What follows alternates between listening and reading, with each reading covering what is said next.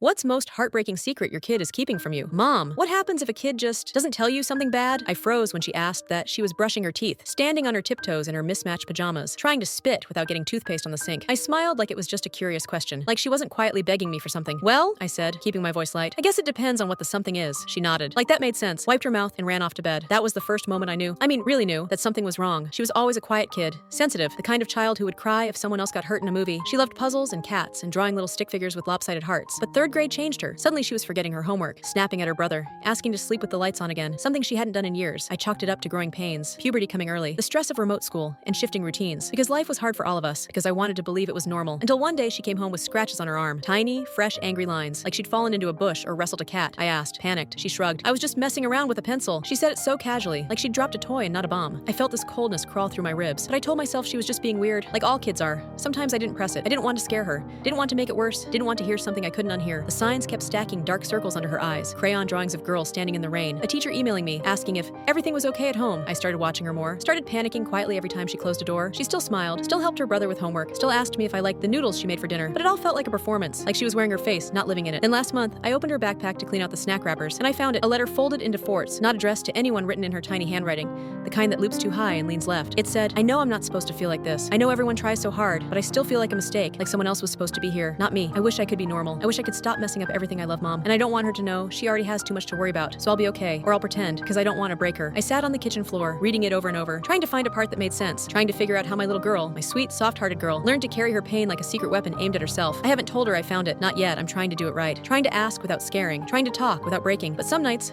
after they're asleep, I sit in her room, I hold that letter, and I cry so quietly it hurts, because the most heartbreaking secret she's keeping is that she thought she had to protect me from her.